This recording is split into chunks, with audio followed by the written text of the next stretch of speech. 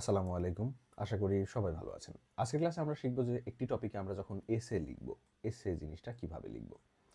এত বছর বয়সে এসে এসে লেখার কি প্রয়োজন? আমরা অনার্সে যে কোয়েশ্চেন আনসার্স গুলো লিখে থাকি সাধারণত, এই প্রত্যেকটা আনসার্সকে একেকটা এসে বলা হয়। বলা যায়। এসে মূলত এই স্টাইলেই লিখতে হয়। আমরা এক্সামে এতদিন যে লিখে আসছি, এই লেখাটার কৌশল অনেকের ভালো ছিল, ভালোভাবে লিখতে পেরেছেন, তারা ভালো নাম্বার পেয়েছেন, যারা খারাপ করেছেন তারা খারাপ। জব এক্সামে আমাদের যখন ব্রড কোয়েশ্চেন্স লিখতে হয়, সেই প্রশ্নটার লেখার স্টাইল মূলত একটা এসের স্টাইলে লিখতে হয়। ঠিক আছে, যে কোনো জব এক্সাম বলেন, রিটেনে আমরা যখন লিখবো আমরা নর্মালি এসের স্টাইলে লিখব। তো এভাবে আমরা যখন লিখব, কিভাবে সবচেয়ে সুন্দরভাবে আমরা লিখতে পারি। এখানে ঠিক আগের ক্লাসে আমরা কি করেছি, আমরা প্যারাগ্রাফ, এসের মধ্যে যে এক একটা প্যারা থাকে ওটাকেই প্যারাগ্রাফ বলে। এক একটা প্যারা কিভাবে লেখা হয়, আমরা ডাব্লিউএইচ কোয়েশ্চেন ব্যবহার করে অথবা টপিক সেন্টেন্স, সাপোর্টিভ সেন্টেন্স ব্যবহার করে সেটা কিন্তু আমরা শিখেছি, ওটা মাথায় রাখতে হবে। ওই আইডিয়ার সাথে আমরা এসে লেখার কৌশলটা মিলিয়ে আমাদেরকে লিখতে হবে। নর্মালি আমরা মনে রাখবো যে একটা এসেতে থাকে হচ্ছে তিনটা অংশ। তিনটা অংশ কি কি থাকে দেখেন। তিনটা অংশের প্রথম যেটা থাকে সেটাকে আমরা বলি ইন্ট্রোডাকশন। এটা আমরা সবাই জানি। ইন্ট্রোডাকশনটা নর্মালি আমি চাইলে 1 পেজ, আধা পেজ, 2 পেজ, যেভাবে ইচ্ছা লিখতে পারি। ইন্ট্রোডাকশন লেখার পরে আমাদেরকে নর্মালি লিখতে হয় বডি বা মূল অংশ বা মূল আনসারটা। ওখানে চাইলে আপনি 2-3টা প্যারাগ্রাফে লিখতে পারেন। আমাদের বইয়ে দেখবেন যে 2টা 3টা প্যারাগ্রাফ, 4টে 5টা প্যারাগ্রাফে লেখা আছে, চাইলে বেশি লেখা যায়, সমস্যা নেই। মূল অংশ লেখার পরে আমাদের শেষে গিয়ে আমরা যেটা করব সেটা হচ্ছে উপসংহার বা কনক্লুশন। কনক্লুশন মানে এতক্ষণ আমি যা যা করলাম সেটাকে আমি নিচে গিয়ে সামারাইজ করে দিব। ঠিক আছে, সামারাইজ করে দিব।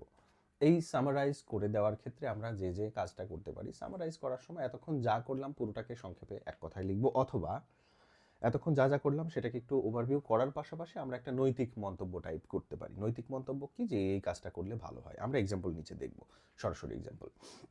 ঠিক আছে। আর এক্ষেত্রে ভালো করার ক্ষেত্রে আমাদের যে নমুনা এসেগুলো দেওয়া হয়েছে সেগুলো আমাদেরকে একটু দেখতে হবে, ভালোভাবে বুঝতে হবে। আমরা প্রথমে একটু বাংলায় জানবো, দেন আমরা সরাসরি ইংলিশে প্র্যাকটিস করবো, যেহেতু বাঙালি মানুষ, বাংলায় জানলেই মনে হয় সুবিধা হয়। ওকে, টপিক যেমন ধরে নিচ্ছি যে ইম্পর্টেন্স অফ এডুকেশন, শিক্ষার গুরুত্ব। আমরা যখন ইন্ট্রোডাকশনটা লিখব, আমরা লিখতে পারি যে মানুষের জীবনে শিক্ষার গুরুত্বটা কতটুকু, শিক্ষা অর্জন কোন কোন ক্ষেত্রে দরকার, ইত্যাদি ইত্যাদি, এই বিষয়গুলো আমরা লিখব। বডিতে গিয়ে আমরা বেশ কয়েকটা পয়েন্ট লিখতে পারি, যেমন শিক্ষার বাস্তবে আমাদের দেশে ভূমিকা কি বা আমাদের জীবনে সমাজে এটার গুরুত্ব কি, শিক্ষা অর্জনের ক্ষেত্রে চ্যালেঞ্জ কি কি থাকতে পারে। এই ক্ষেত্রে আমরা সেই মনে করেন যে ডব্লিউএইচ কোয়েশ্চেন্সগুলোর সবগুলোই চাইলে এখানে ফলো করতে পারি। ঠিক আছে, কোন মানুষগুলো এটার সাথে যুক্ত, কোথাকার মানুষ, কোথাকার মানুষ শিক্ষা বেশি গ্রহণ করতে পারে, কোথাকার মানুষ পারে না, কখন কোন সময়ে এটা ভালো চলে, চলে না। ঠিক আছে, এই টাইপের কিন্তু আমরা ব্যবহার করতে পারি। কোন মানুষগুলো শিক্ষা মনে করেন যে বঞ্চিত হচ্ছে, নারীরা নাকি দরিদ্ররা, আমরা এই অংশে এই কৌশলগুলো ব্যবহার করতে পারি। আপনি যদি আগের ক্লাসটা এবং প্র্যাকটিস মন দিয়ে করেন, দেখবেন যে এখানে আপনি পারছেন। ঠিক আছে, পয়েন্ট এখানে কতগুলো দেবো এটার কোনো ধরাবাঁধা নিয়ম নেই। মিনিমাম 3টা থেকে শুরু করে আমরা 10টা 15টা, আপনি চাইলে 50টা পয়েন্টও দিতে পারেন, কোনো সমস্যা নেই, আপনার ব্যাপার।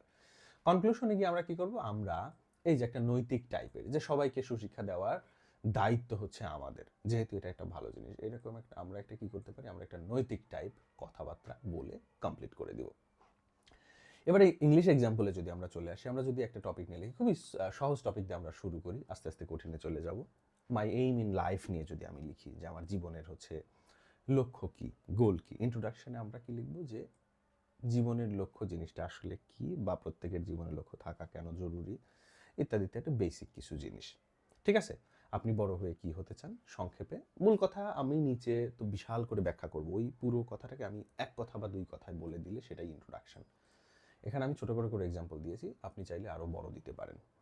ঠিক আছে, এবারে আমার যে এইমটা, আমি কেন, এই যে আমি একটা টিচার হতে চাই, আমি কেন টিচার হতে চাই সেটাকে আমি এখানে একটা পয়েন্ট হিসাবে লিখলাম। আমি এই যে টিচার হওয়ার ক্ষেত্রে আমার যে দায়িত্বগুলো, কাজগুলো, সেটাকে আমরা একটা পয়েন্টে চাইলে লিখব। ঠিক আছে, এতে আমি কি কি হেল্প মানুষকে করতে পারি বা কিভাবে, সেটা আমরা লিখতে পারি।